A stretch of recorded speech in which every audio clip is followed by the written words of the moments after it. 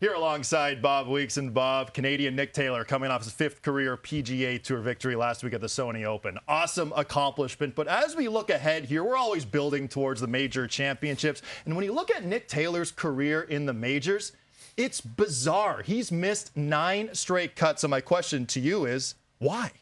Well, if we knew the answer to that, we would tell Nick. I spoke to him on Tuesday, and I asked him that same question, trying to be very nice and being very gentle.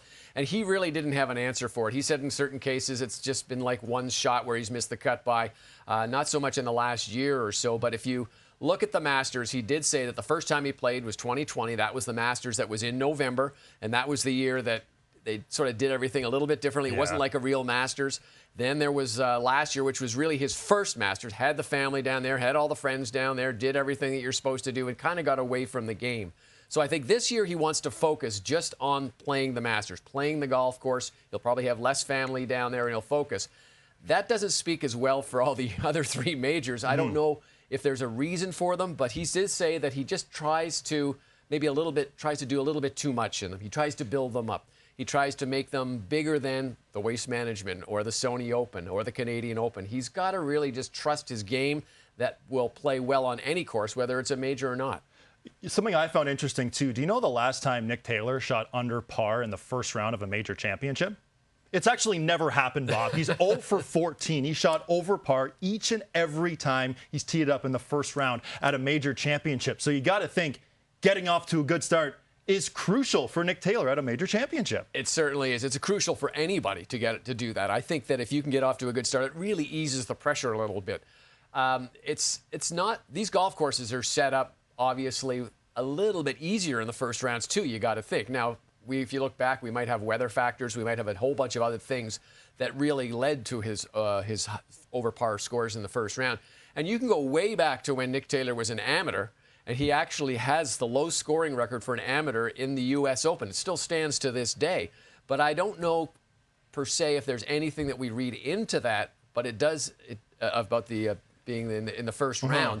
But it is important that he figures it out, because that's certainly something you don't want to have to do is try and chase things in round 2. His scoring average in the first round at major championships, 73.71, which it's tough for Nick Taylor for sure. And I want to pick up on something you mentioned about pressure, because when you spoke with Nick after he won on Sunday, you guys talked about how he was 1 over through 7 holes. And at that point, he wasn't really thinking about winning the golf tournament. Then what did he do? He goes on a birdie barrage, makes 4 straight birdies, misses those 2 short putts, 15 and 16 at the Sony Open. What does he do? Pressure is almost off him because he thinks, I can't win this tournament now. Chips in on 18. So going forward here, do you think freewheeling it is sort of a mentality he has to take? Because even last year, too, after he won the WM Phoenix Open, we had the conversation countless times about how he's just too hard on himself. He had the Canadian Olympic team weighing on him. He had the International President's Cup team weighing on him.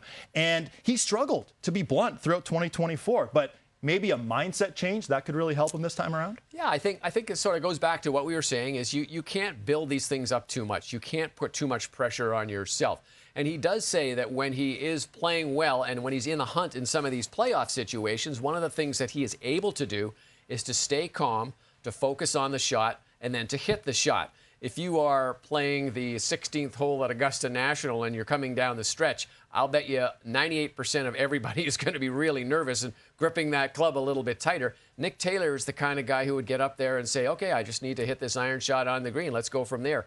That's almost unheard of in professional golf. But Nick Taylor says that's the way he feels when he's in the hunt. And again, he plays so well when he's leading up to those big moments. Why not do it when you're in the big moments as well? So let's say Taylor can get in the mix at a major this season. Which major suits his game the most, do you think, on the golf courses being played in 2025?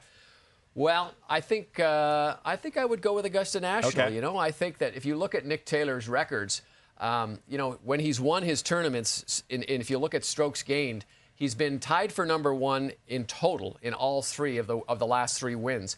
He's never really had one thing that stands out. It's not like he's great putting. He did putt well at the Waste Management, obviously, but he just kind of does everything in the bag really, really well. So I think that bodes well for Augusta National, where you have to keep it in the fairway, where you have to hit greens, and where you have to putt well. So a well-rounded game which I think is a little bit more than perhaps some of the other major championships. Yeah, for Nick Taylor, moves from 73rd to 29th in the official world golf ranking, and his best ever finish at a major championship back at the 2020 Masters when he was T29.